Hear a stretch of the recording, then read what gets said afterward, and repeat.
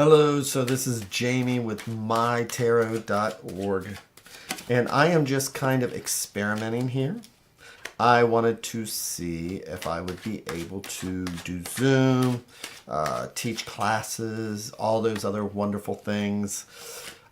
So I have a Zoom link there, and you need to make sure if you're going to use the Zoom or if you want to ask a question, that you need to make sure that you mute YouTube, or else it's going to get really messy. Trust me. So I'm just going to kind of hang here, and I hope everybody's been having that amazing, wonderful week, and that all that wonderful stuff is going on. I have a couple decks to share with you today, and but let's see if anybody shows up. That's the question. So I'm not advertising this much because this is more of an experiment. This is just me learning how to do other things with Zoom. And, I mean, with YouTube and things like that. So nobody may show up again because I'm not even advertising it. But it should be interesting one way or the other. So let me see here. I've got the link right there on YouTube. So nobody's shown up yet, so I'm going to sit here and I'm going to do a reading and then see if somebody shows up. So here we are. Magnificent.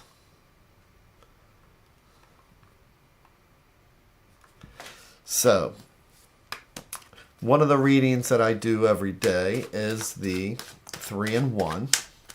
And I kind of talked about this before, what it is, what it means to me, why I do it. When I do a spread, as a general rule, I don't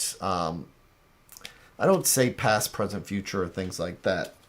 But let's see what we might want to know for tomorrow. Until somebody shows up here.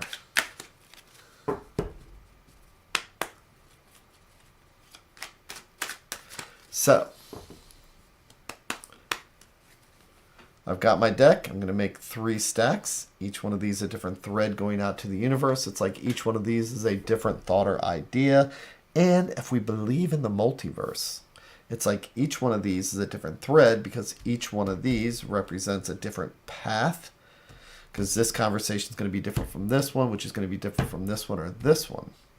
So, since we are just kind of doing this, and again, we're doing the experimental thing here, isn't this cool? That's one of the decks I'm going to talk about if somebody shows up.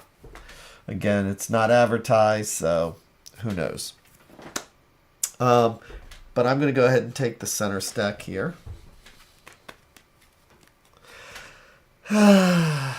Take a breath, feet are flat on the floor, my butt doing the kitty dance so I can relax, my shoulders relaxed, neck's relaxed, all that wonderful stuff. So I'm going to do a 3-in-1.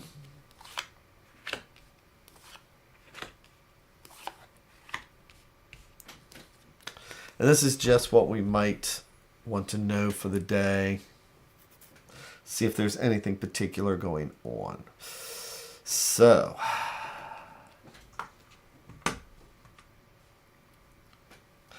let's flip over each card one at a time like we're reading the pages of a book.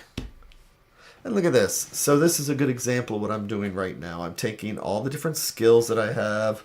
So where the magician has got his wand and his cups and his swords and his coins, well, I've got the video camera. I've got Zoom running. I've got the different softwares running because if anybody shows up, I may actually do a PowerPoint. So cool on that. So all that's good. So I'm like the magician here. You're like the magician. When we have all our tools lined up, we have our skills. So let's see what the next card is. Oh, okay. Wands are fire, energy, and creativity. Twos are about making choices. And this is kind of a choice-making situation here for me, so I can apply this to what I'm doing right now. Oh, we got somebody watching? No, two are watching right now. One watching. Haha. So, again, if you're interested, you can click on the link right here if you have any questions. That is in the chat. Let me pin this link. Okay. So, if you're interested and you want to try a chat, this is more, again, my experimenting because I haven't advertised this really because I want to test, but I also still have other things that we can do and all that wonderful stuff like that. And this is just a reading, a general reading for now. So, twos, fire and energy, making choices. We have our tools. We have our choices to make. You know, we're on this journey together. And it's about being clear-sighted and seeing things for the way they are. So, for this situation like this, let's think about it. We all want to do, whether it's our jobs or it's a task or something like that, we all have things that we want to do. Now look at her. She is clear-sighted. She's got her scales to weigh her options, just like we have two wands. Her sword is upright. So this is about seeing things clearly without any emotions or anything like that. It's about being logical. So again, I'm going to use my day-to-day logic and just say that it is as if here I am. I'm testing some stuff on YouTube. For your day, it's whether it is you've got something at work that you want to start. You have your choices to make, how you want to do it. But it's also about being realistic. So, let's see the advice card. See if I'm going to keep doing these things. And we have the Ace of Coins. So coins are finances. Coins are about money, but they're also home, health, all those things that keep us balanced. So, for example, what I'm doing here today is the example. Getting my ducks lined up in a row. Planting the seed. Now, one thing we want to pay attention to. I will always say that the minor cards are just day-to-day cards. Welcome to a Tuesday. Majors. There's only 22 majors in the deck. So when you see 2 majors pop up out of the 78, then you pay attention to them. And so here we are. We have our tools. Here it's saying about being clear-sighted. Majors are our destiny cards. So there are no coincidences. Everything's an omen. This is about something that you may be starting, something that you haven't quite decided how you want to handle. But the goal is to plant the seed, start it, and then just be realistic about the outcome, where it's going. It's, you know, like starting. I'm watching somebody start investing for the first time. They get all their tools lined up. They have choices to make. And then they need to take out all emotions and they plant that dollar. And the stocks start crashing just instantly. So what do? You want to panic, don't you? But the clear-sighted thing is that it's a stock market. It's going to go down before it goes up. Don't sell. Don't even look at it. Walk away from it. So again, the main thing about readings, and whether it's the readings in morning or something like that, it is about how can I apply it to my day? What's going on in my life? Because it's not a coincidence that something like this pops up. So there is our reading. Now that we've got some people, you'll notice over in the chat that I have Zoom there. And if anybody is interested, you are more than welcome to bounce over to Zoom. And if you do that, then you're going to want to mute the YouTube because there's going to be a big lag. And just pay attention on here. And I am more than glad to answer questions. So, one of the questions that came up during the week, somebody had asked me, we were talking about the Fool. The Fool in tarot, what it means, what it is. There's all these different things. Because what is a fool? Is it about being a fool, an idiot, doing something stupid?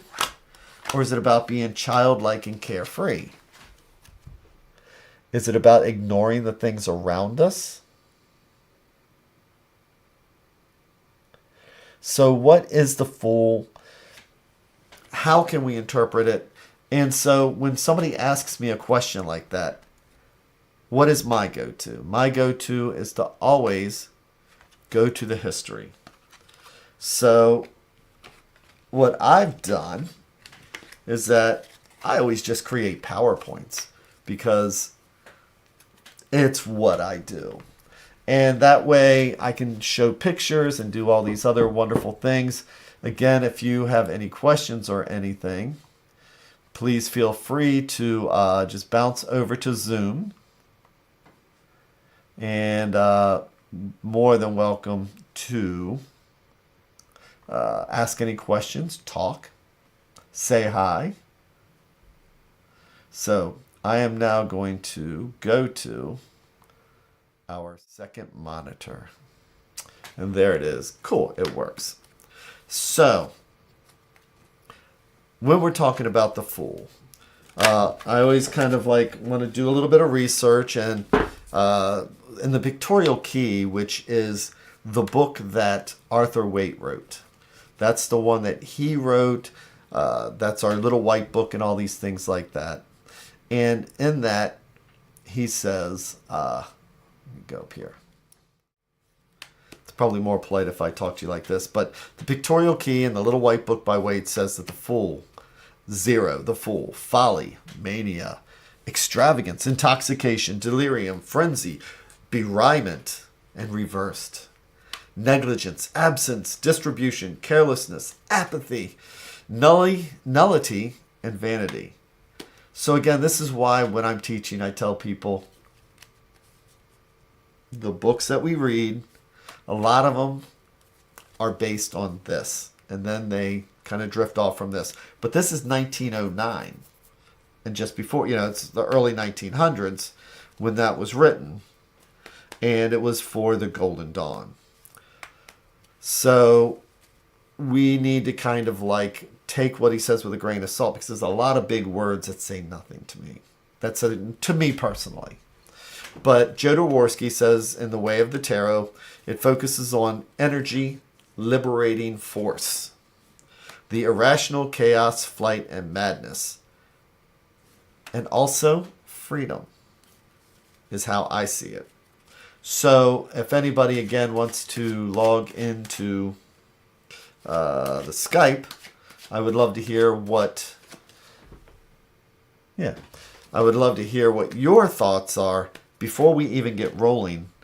Or you can put it into the chat here on YouTube to see what your feelings are about the keywords for the Fool. But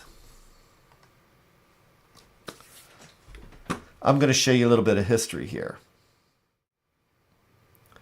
So here we have the Fool from three of the original decks. We have the Visconti deck, where you can see the Fool here with feathers in his hair, and he's not even quite covering himself up. And then right over here we have the Charles VI deck from 1640. And here we have the kids that are taunting him, and the Fool is just kind of bouncing around. He's got the ass's ears. And then we have over here, when we go to the Estes deck, which is in the 1473, again we have the children, and we have the hat with the bells. These are kind of how we sometimes see the Fool when we see him out of context from, when it's out of context of the tarot. So again, when we're doing this, it's kind of like bringing ourselves, when we're looking at the decks, we're not looking at the books. We're trying to see things out of context of the books and to see what they mean. So here I'm going to show you another one, which is the Carrie Yale. And this is the one. He's got the feathers in his hair. He's got a stick here. He's got a bag. So these are some of the original ones. So what does that even mean? Well, before the tarot came out that we know, which started with the wood block and then it moves on to... come here. And it moves on to our classic Rider-Waite-Smith. There has to be a history. There has to be a beginning. And that's these decks here from the 1400s. These are the decks that started it all. Because, as I always say, that the original cards, they're painted on gold leaf. They're super expensive, hand-painted. No mere mortal is going to have these decks in the 1400s. They were the gifts and the presence of royalty. So what happens is that us poor folks come along and we see these rich people playing a game, and what's the first thing we want to do? We want to play that version of the game of tarot ourselves. So that's where the wood blocks come in. Somebody comes along and they make these wood block versions. They're still very... I love the minors in these. But these were simple colors, simple drawings, something that could be easily produced. Now that we have a printing press, So then as we go along, we can also see that these are not the only cards that are out there. So hold on a second and let's go here and take a look at this. So we have the Mantegna deck from 1465 and the Solabusca. Now, tarot, like a lot of, if you think of it like this,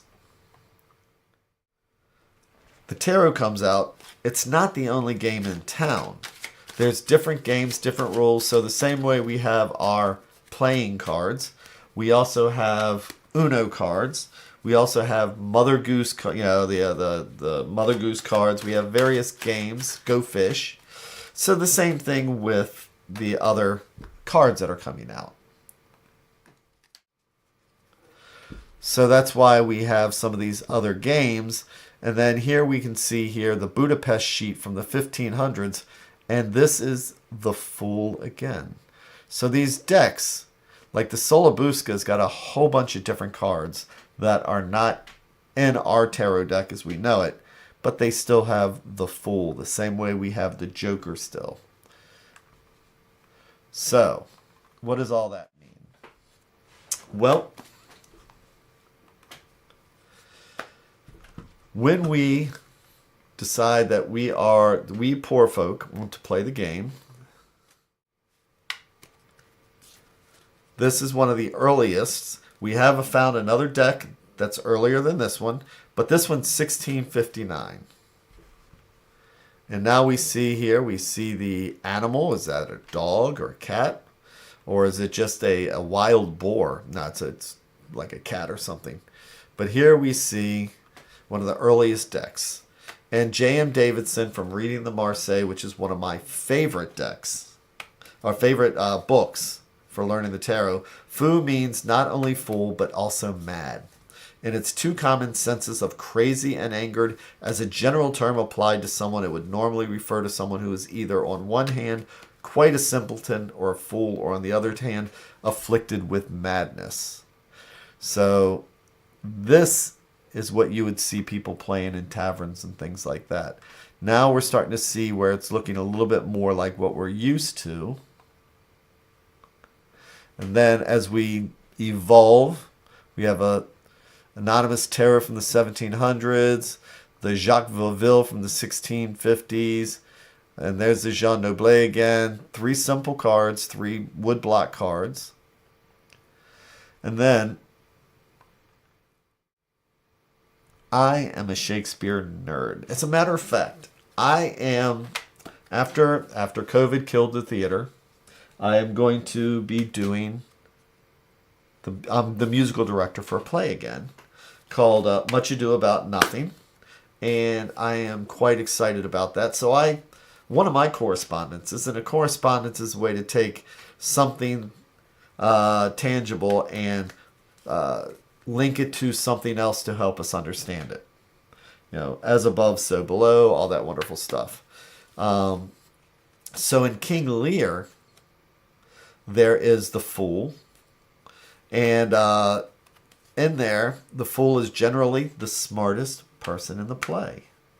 When we move up to the 1600s, the Fool is full of witty puns and the character who's always allowed to tell the truth. So why is this part important? Because whether it's teaching, whether it's about this book I'm hoping to continue to write, I call it what the Fool sees, because the Fool is the one person who's allowed to tell the truth. So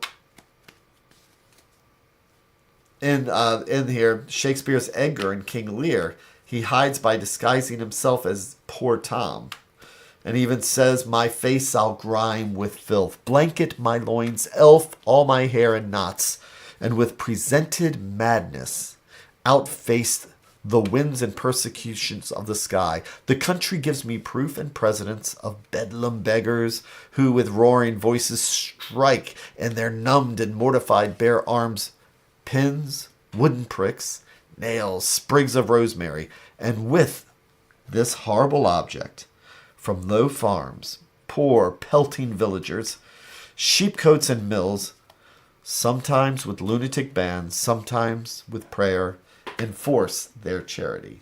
So essentially, he's describing again how the Fool was seen, in the earlier days, as a simple person. So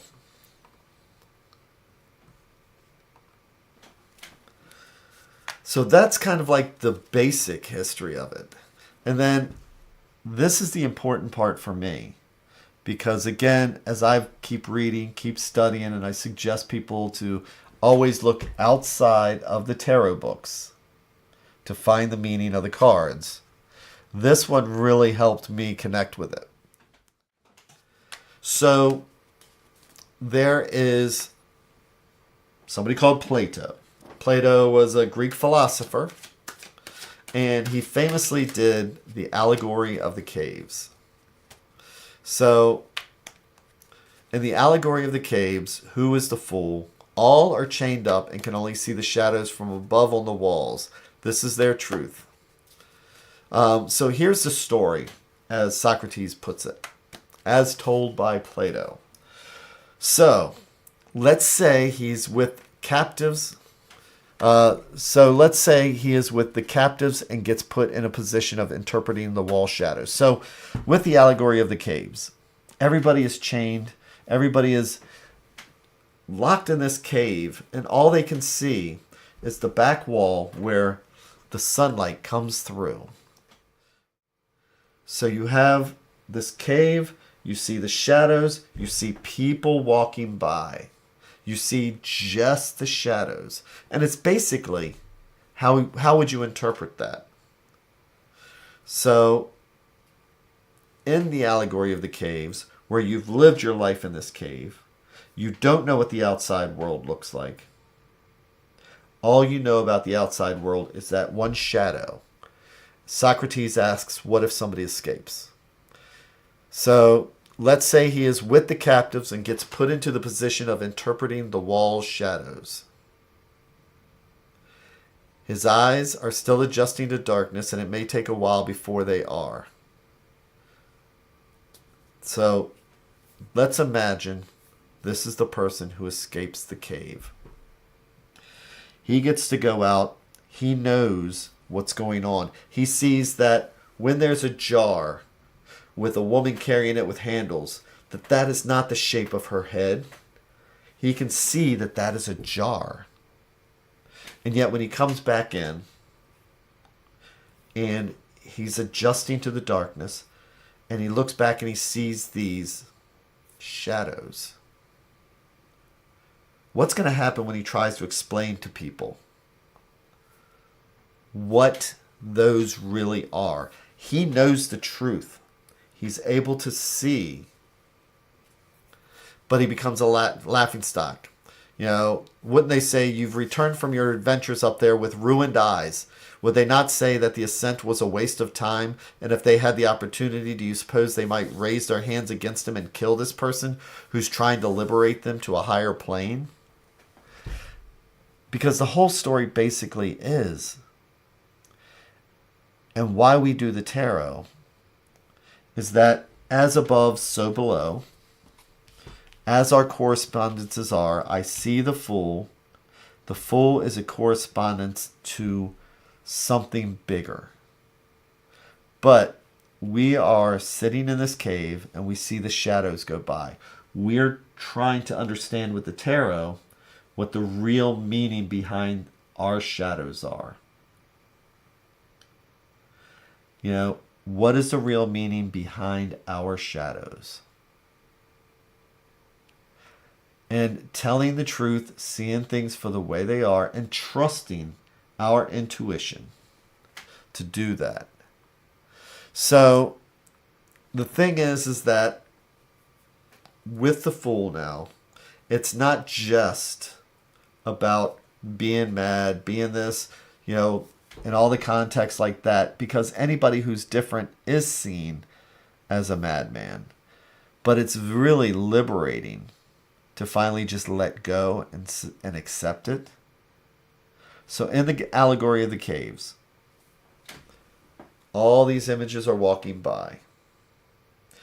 And everybody in there has closed their mind to the concept that the person holding the jar, you know, that's the shape of their head, the end. But when we get to interpret things, you know, we see somebody walking by with an umbrella and we see that shape. We can say, prepare for the cave to flood. And they're going to be like, why? He's like, well, it's an umbrella. They're like, what's an umbrella? He's like, just trust me. They're going to be like, oh, you're a fool. You know?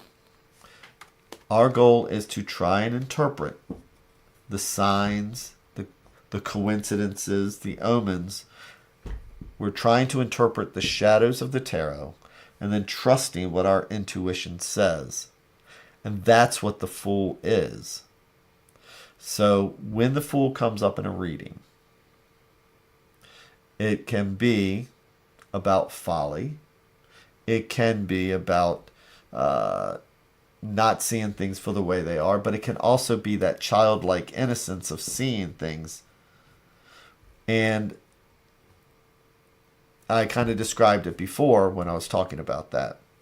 So, what does all that mean? Well, in the tarot, the Fool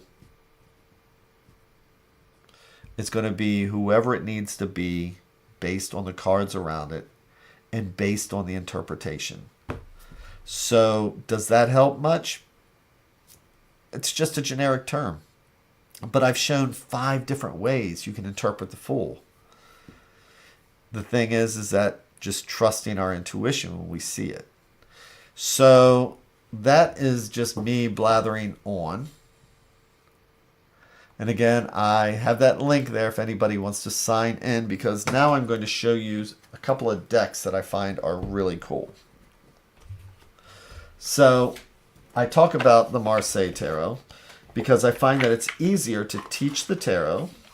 Again, and I try to teach it in the most basic forms. So somebody has come up with something really cool. So as you see here, this looks like the Marseille Emperor, right? There's no astrological signs. It's drawn pretty much the same way as the original tarot was before 1909.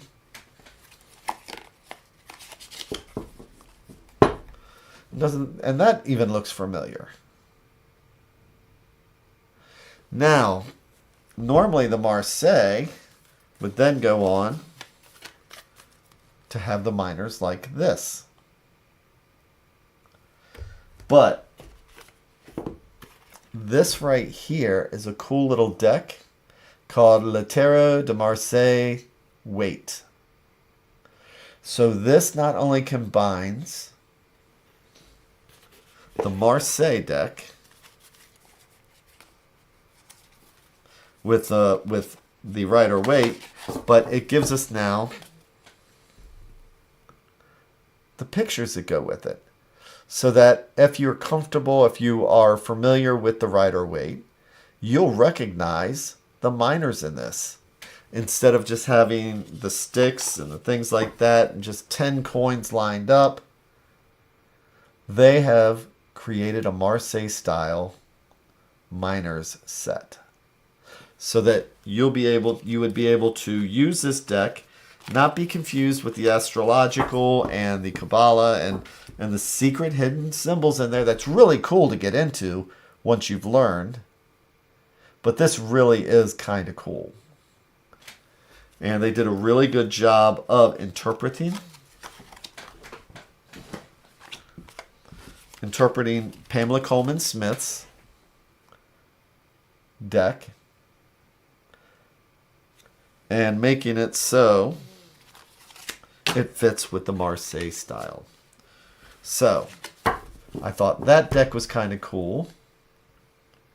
Then, that is this one right here.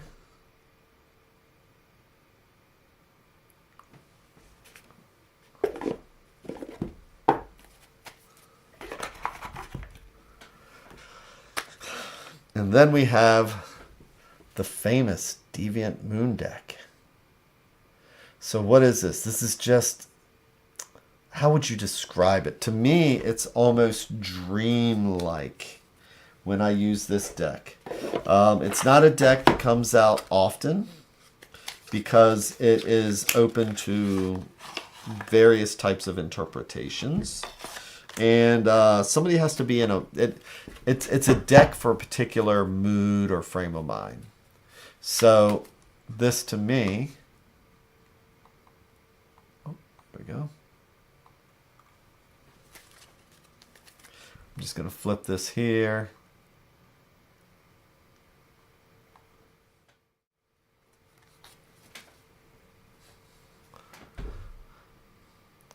So as you can see with the Deviant Moon, they give beautiful colors, bright, and the characters, as they're drawn, it's just fascinating. It's, you know, it's, I almost want to say like H.R. Geiger has his own style, and you can tell it. Well, the moment you see this artist's decks, and there's multiple versions of the Deviant Moon, and it is by Patrick Valenza.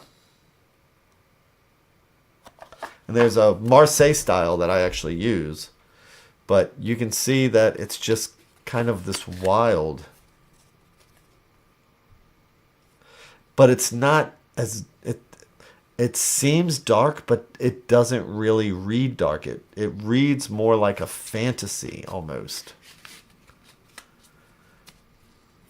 So it's just one of those strange decks that seem to straddle different lines between fantasy and, you know, reality, not, Nightmare and a walk through the Wonderland, Alice in Wonderland.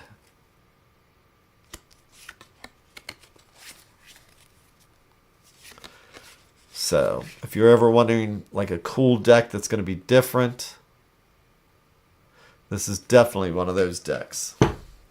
So with that, if there are no questions or anything, and again, I did not advertise this because I'm still experimenting, trying out new things like that. But with that, I am going to say thank you. I see that we have some people. And with that, thank you. And I am going to go ahead and sign off. Unless there's any questions or anything like that. And again, it looks like the Zoom popped up. And it looks like that's working. So now I can try and have some guests on. That's the main thing. I want to be able to have guests. So that's kind of cool. And with that, I hope everybody has an amazing day, an amazing rest of the week, and all that wonderful stuff. And with that, and I'm just doing one other thing here. And with that, thanks again and take care.